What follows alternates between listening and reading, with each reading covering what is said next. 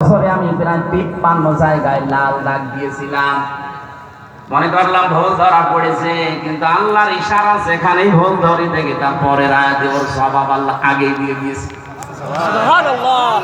শেষে আমার জীবনের ভুল ধরা পড়ে গেছে।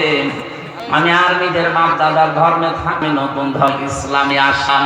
আমি তামাম দুনিয়ায় ঘোষণা দিয়ে দিলাম পৃথিবীর 4,500 ধর্ম আছে, এর ভেতরে অথেন্টিক ধর্মীয় গ্রন্থ এই কোরআনে কারীম।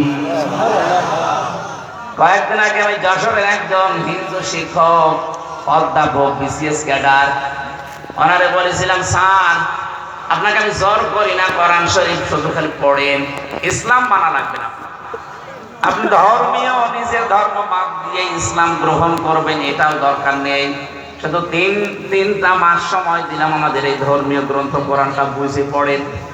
3 মাস পড়ার পরে দেখি লোকটা মুসলমান হয়ে গেছে। এই জন্য আমাদের উচিত হচ্ছে কোরআনের কাছে আসা। আজকের এই তাফসীর মাহফিল এই জন্যই আয়োজন করেছে এবং এই মাদ্রাসাটার প্রতিষ্ঠাও এই কারণেই। কোরআনে কারীম যত ছড়িয়ে যাবে, যত প্রচার হবে, এ দেশ থেকে তত শিরিক, বেদাত আর উল্টাপাল্টা কাজ দূর হবে ইনশাআল্লাহ। আমাদের জন্য একটু আফসোস, বিশেষ করে আমার জন্য, সারা দেশে যাওয়া লাগে তো। সারা বাংলাদেশে একটা জায়গা কুষ্টিয়া জেলা যেখানে পুলিশ পাহারা দিয়ে গাঁজা খাওয়ায়। একটা জেলা গো।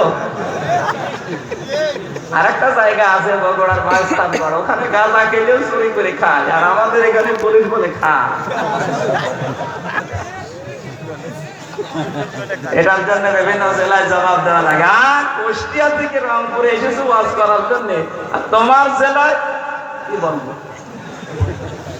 সারা দেশ করিয়ে আপনি সেই কয়মন গাঁজা না পাবেন, তার মধ্যে বেশি পাওয়া যায় আল্লাহর অধীনে মাজারে। না, এটা ঠিক না। আমার মনে হয় যে মাজার ভাঙা চলছিল, এটা যে কেন ভাঙলো না, এই শিরকের আঁকড়াটা ওই সময় তুলে দেওয়া দরকার ছিল। এটা নিয়ে অনেকেই ব্যবসা করে খাচ্ছে, আমি জানি এই কথা বললে তাদের গায়ে লাগবে। এই কথা বলে না কেন? আমি আর বলতে চাই না, বিবেক যদি থাকে কাজে লাগাবে।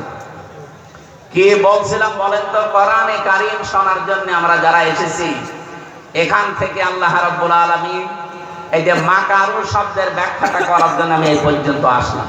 একটু ভালো করে মিলাবে। সূরা নবল 19 নাম্বার পারা 20 নাম্বার পৃষ্ঠার 5 নাম্বার লাইনের 50 নাম্বার আয়াত, এটা তাফসীরে হাক্কানিতে পাবেন।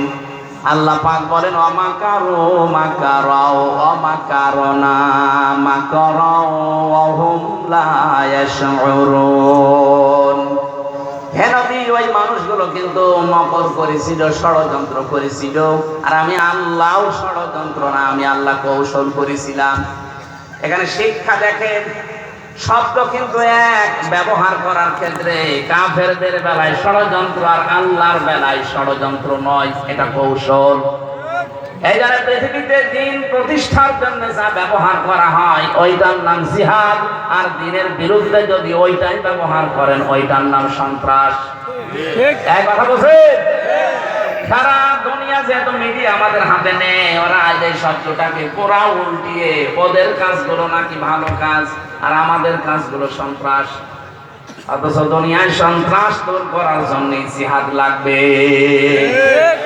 এটা লূত নবী আলাইহিস সালামের জামানার কাহিনী। আল্লাহ আমাদেরকে শোনাচ্ছেন কেন?